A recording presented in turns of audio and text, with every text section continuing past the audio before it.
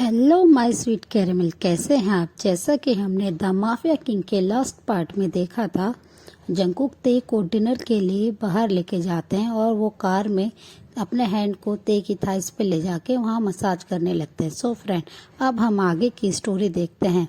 Jungkook ते की thighs को अपने हैंड से मसाज कर रहे होते हैं, जिसकी वजह से ते को काफ़ी ज़्यादा डिस्गस्टिंग फील होता है और वो जंकुक के हैंड को अपनी थाइस से अलग कर देते हैं, जिसकी वजह से जंकुक को काफ़ी गुस्सा आता है और वो अपनी एंग्री आईज के साथ और एंग्री टोन में ते की तरफ देखते हुए कहते हैं कि तुम मुझे टच करने से नहीं रोक सकते हो। और वो काफ़ी ये बात अपने कोल्ड वॉइस में कहते हैं, जिसकी वजह से ये वॉइस सुनकर ते को थोड़ा डर लगने लगता है। तो वो बिल्कुल साइलेंट होके एकदम स्टैचू की तरह बैठ जाते हैं, वो कुछ भी मूव नहीं करते हैं। जंकुक अपने हैंड को अगेन लेके जाते हैं, रोते की थाइस को काफ़ी देर तक ऐसे ही रब करते रहते हैं जब तक रेस्टोरेंट नहीं आ जाता है। रेस्टोरेंट के बाहर ते जैसे ही देखते हैं कि रेस्टोरेंट इतना ज़्यादा ब्यूटीफुल है और वो नोटिस करते हैं कि रेस्टोरेंट बिल्कुल खाली है, रेस्टोरेंट में कोई भी नहीं है और वो इधर उधर देखने लगते हैं। तब फिर वो सोचते हैं कि ये माफिया ये कुछ भी कर सकता है, इन्होंने पूरा रेस्टोरेंट पहले ही खाली करा लिया होगा। तो वो कार से बाहर आते हैं और जंकुक ते के हैंड को बहुत ही प्यार से टाइटली होल्ड करके रेस्टोरेंट के अंदर जाने लगते हैं, जिसकी वजह से ते को काफ़ी बुरा लगता है। पर वो अपने हैंड को उनसे अलग नहीं करते हैं, क्योंकि उन्हें पता होता है कि वो कितना भी उनसे अलग होने की कोशिश कर ले पर जंकुक जो उनका मन करता है वो वही करेंगे। तो ते साइलेंट हो जाते हैं और वो जंकुक के साथ वॉक करके रेस्टोरेंट के अंदर आ जाते हैं।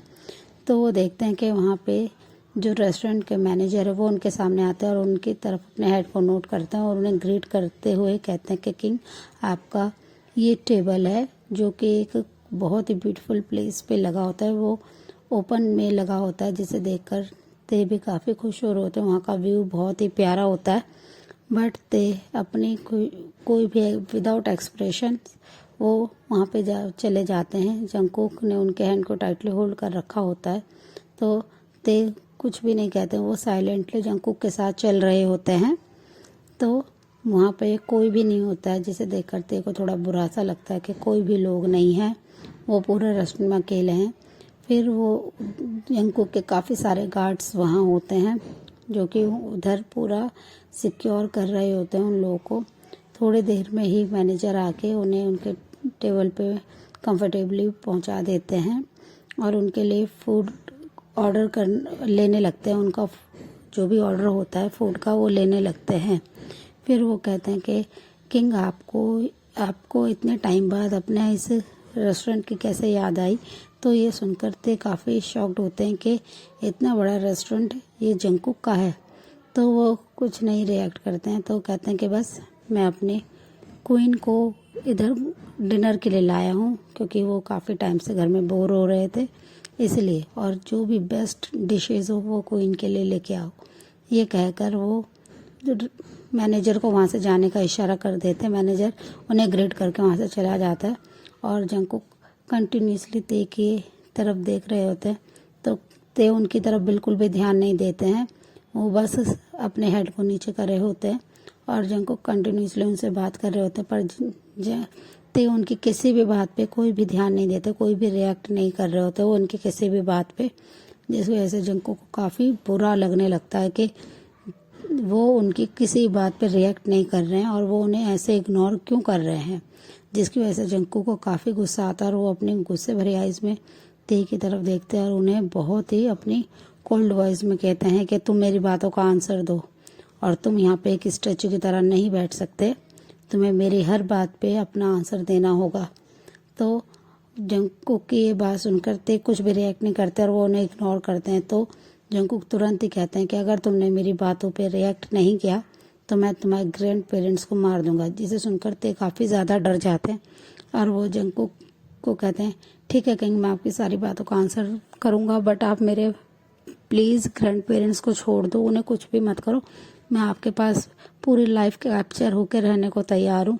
ये सुनकर जंकुक स्मैक करते हैं और कहते हैं गुड बाय, और वो ये कहकर ते के चिक्स को बहुत ही प्यार से टच करते हैं, जिसे ते बिल्कुल भी अच्छा फील नहीं करते हैं, जिस टच से वो उनके हैंड को अपने चिक से हटाना चाहते थे, बट वो कुछ भी रिएक्ट नहीं कर पाते हैं। वो स्टिल वैसे ही बैठे रहते हैं और थोड़ी देर में उनका फूड आ जाता है। वो फूड अच्छे से एंजॉय करते हैं। जंगकुक बार बार ते को अपने हैंड से खिला रहे होते हैं। ते नहीं चाहते हैं उनके हाथ से फूड खाना, बट वो मजबूर होते हैं। वो फिर भी बार बार जंगकुक को रिजेक्ट नहीं करते हैं। वो उनके हाथ से फूड अपना खाते हैं, जिसे देखकर जंगकुक भी स्मैक करते हैं कि ते चाहे मजबूरी में ही सही, बट वो उनके साथ है और वो उनके हाथ से अपना मील ले रहे हैं। ये सोचकर ही जंगकुक काफ़ी खुश होते हैं और वो अपने मन में ही कहते हैं कि एक दिन तुम खुद मुझसे रिक्वेस्ट करोगे, मेरे पास आ जाओगे और मुझसे रिक्वेस्ट करोगे कि मैं तुम्हें प्यार करूं, मैं तुम्हारे साथ इंटीमेट हूं। मैं उस टाइम का वेट कर रहा हूं। तुम किसी मजबूरी के कारण मेरे पास नहीं आओगे, तुम मुझसे खुद प्यार करोगे। ये कहकर वो ते की तरफ देखने लगते हैं और फिर थोड़ी देर बाद ही वो अपना डिनर को फिनिश करके अपने गार्ड्स के साथ कार की तरफ जाने लगते हैं। तो ते उनसे कहते हैं कि मुझे वॉशरूम जाना है। तो जंगकुक उनसे कहते हैं कि ठीक है जाओ, मैं तुम्हारा यहीं वेट कर रहा हूँ। तो वो अपने काफ़ी सारे गार्ड्स को उनके साथ भेज देते हैं। ते वॉशरूम में जाते हैं और वो गार्ड्स को वहीं पे बाहर रुकने के लिए कहते हैं। तो गार्ड्स उनके ऑर्डर फॉलो करते हुए वहाँ बाहर रुक जाते हैं और वो काफ़ी देर तक वहीं पे वेट करते रहते हैं, बट ते वॉशरूम से बाहर नहीं आते हैं, जिसकी वजह से जंगकुक काफ़ी गुस्सा करने लगते हैं और वो वॉशरूम की तरफ अपने बाकी गार्ड्स के साथ आ जाते हैं। तो वो बाहर गार्ड्स को खड़ा देखकर काफ़ी गुस्सा होता है और अपनी एंग्री टोन में कहते हैं कि तुम लोग यहाँ क्या कर रहे हो और ते कहाँ हैं। तो वो कहते हैं कि किंग, ते सर अभी अंदर गए हैं, उन्होंने कहा था कि तुम लोग बाहर वेट करो और मैं अंदर फ्रेश होके आ रहा हूँ। तो वो कहते हैं कि इतनी देर हो गई है, ते अंदर है, तुमने जाके एक बार चेक क्यों नहीं किया। तो वो कहते हैं कि मास्टर गुस्सा हो जाता है, अगर हम अंदर जाते तो हम लोग इधर वेट कर रहे थे। तो जैसे ही जंगकुक सुनते हैं तो वो अपने गार्ड पे बहुत ही ज़्यादा शाउट करके चिल्लाते हैं और कहते हैं कि अंदर जाके चेक करो। तो गार्ड्स अंदर आके चेक करते हैं, वहाँ ते नहीं होते हैं। तो वो बहुत ही डरते हुए जंगकुक के पास आते हैं और उनसे कहते हैं कि किंग, अंदर मास्टर नहीं है, पता नहीं वो कहाँ चले गए। तो ये सुनते ही जंगकुक को काफ़ी गुस्सा आता है और वो काफ़ी ज़ोर से चिल्लाते हुए अपने गार्ड्स पे अपनी पॉकेट से गन निकाल लेते हैं और जिस गार्ड ने ये न्यूज़ आके दी होती है कि मास्टर अंदर नहीं है, वो उसे तुरंत ही वहीं पे शूट कर देते हैं। फिर वो रेस्टोरेंट में इधर उधर ढूंढने लगते हैं और उनके काफ़ी सारे गार्ड्स ते को ढूंढ रहे होते हैं, पर ते ऐसे ही स्टिल रोड पे कंटिन्यूसली भाग रहे होते हैं। वो पीछे वाले वॉशरूम के विंडो से निकल के बाहर चले गए होते हैं। वो कंटिन्यूसली रेस्टोरेंट से दूर भाग रहे होते हैं कि कहीं जंगकुक उनको ढूंढते हुए ना आ जाए। वो ऐसे काफ़ी देर तक ऐसे भागते रहते हैं, बट वो काफ़ी थक जाते हैं और वो एक रास्ते के कॉर्नर में जाके थोड़ी देर के लिए बैठ जाते हैं और डीप ब्रेथ लेने लगते हैं। काफ़ी देर से भागने के कारण वो काफ़ी थक चुके होते हैं। तो जंगकुक के काफ़ी सारे गार्ड्स और जंगकुक उन्हें इधर उधर ढूंढ रहे होते हैं। तो वो उसी रास्ते पे आ जाते हैं जहाँ से ते भागे थे। तो वो जैसे ही ते देखते हैं कि काफ़ी सारी गाड़ियाँ उस रास्ते पे आ रही हैं, तो वो समझ जाते हैं यहाँ जंगकुक ही होंगे, उन्हें ढूंढते हुए वो ही आ रहे होंगे। वो तुरंत ही वो एक पेड़ के पीछे छुप जाते हैं। रास्ते के कॉर्नर में वो जंगल में चले जाते हैं और वहाँ पे काफ़ी देर तक छुपे रहते हैं। वो कंटिन्यूसली वो देख रहे होते हैं रोड पे कि कोई उन्हें ढूंढते हुए इधर तो नहीं आता, बट ते को नहीं पता होता है कि जंगकुक उन्हें काफ़ी ज़्यादा वॉच कर रहे हैं, क्योंकि जो जंगकुक ने ते के हैंड में अपने काफ़ी एक्सपेंसिव वॉच और उन्हें क्लोथ्स शूज़ वगैरह दिए थे, उन वॉच में से एक में ट्रैकर लगा हुआ था जो ते के रिस्ट पे थी, जिसकी वजह से जंगकुक उन्हें फॉलो कर रहे होते हैं कंटिन्यूसली और ये चीज़ ते को नहीं पता होती है और वो कंटिन्यूसली जंगल में भाग रहे होते हैं। वो काफ़ी ज़्यादा भागते हैं और वो थक जाते हैं, जिसकी वजह से वो बेहोश होने की कंडीशन में आ जाते हैं। अनकॉन्शियस होके वो काफ़ी देर तक ऐसे ही भागते रहते हैं और वो भागते भागते उन्हें काफ़ी टाइम हो जाता है और जंगकुक अपने गार्ड्स के साथ जंगल में उन्हें ढूंढ रहे होते हैं। तो ते उन्हें एक जगह अनकॉन्शियस कंडीशन में मिल जाते हैं कि और वहाँ पे वो गिरे हुए होते हैं, जिसे देखकर जंकुक स्मग करता है और ते को अपनी आर्म्स में कैरी करके अपने साथ बैक सीट पे लेके बैठ जाते हैं और ड्राइवर को कहते हैं कि मेंशन की तरफ लेके चलो।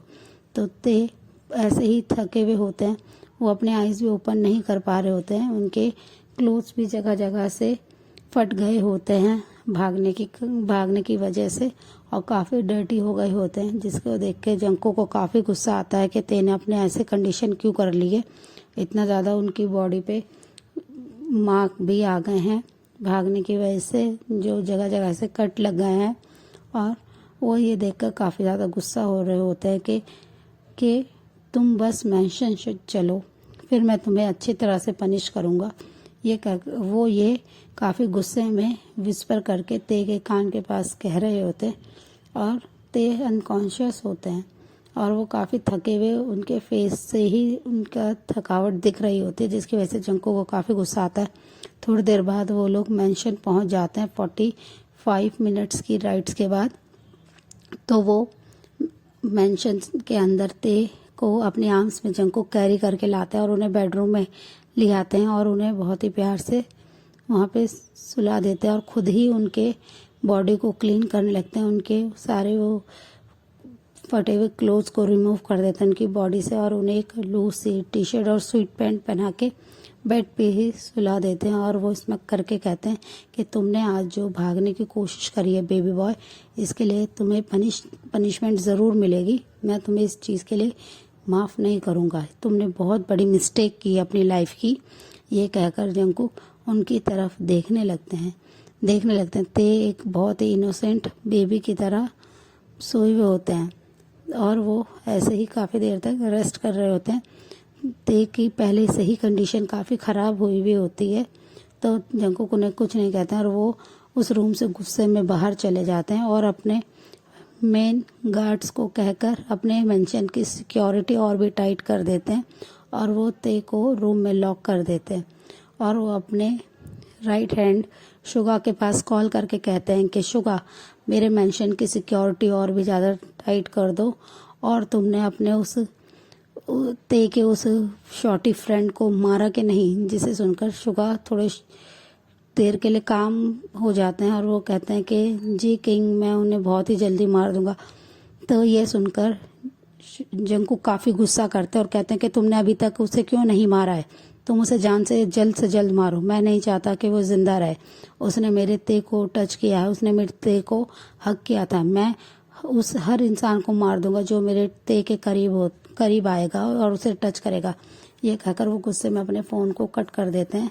शुगा यहाँ पे काफ़ी ज़्यादा परेशान होते हैं क्योंकि वो जिमिन से काफ़ी ज़्यादा प्यार करने लगे होते हैं। वो नहीं चाहते हैं जिमिन को मारना, बट किंग का बार बार उनके ऊपर प्रेशर बढ़ रहा होता है कि वो उसे मारने के लिए प्रेशराइज कर रहे हैं, क्योंकि जंकुक को कहीं ना कहीं पता होता है कि ते भाग के सीधा अपने फ्रेंड जिमिन के पास ही जाते और वो उनकी हेल्प लेते, जिसकी वजह से जंकुक को काफ़ी गुस्सा आता है कि ये ते मिस्टेक क्यों कर रहे हैं और वो बार बार जिमिन के पास जाने की कोशिश कर रहे हैं, यहाँ से भागना चाहते हैं। वो अपने पेरेंट्स को बचाने के लिए वो जिमिन की हेल्प लेते, जिसे जंकुक अच्छी तरह से जानते हैं कि ते की लाइफ में सिर्फ उसके पेरेंट्स और उसका एक बेस्ट फ्रेंड जिमिन है और वो उसके पेरेंट्स को तो छोड़ सकते हैं, ग्रैंड पेरेंट्स को, क्योंकि वो काफ़ी ओल्ड है, बट वो जिमिन को बिल्कुल भी नहीं जिंदा छोड़ सकते हैं। और इस पार्ट को हम यहीं एंड करते हैं, मिलते हैं इसके नेक्स्ट पार्ट में। तब तक के लिए आप मेरे वीडियो को लाइक शेयर कमेंट ज़रूर कीजिएगा और मेरे चैनल को सब्सक्राइब कीजिएगा। So friend, bye bye, take care, thanks for the watching.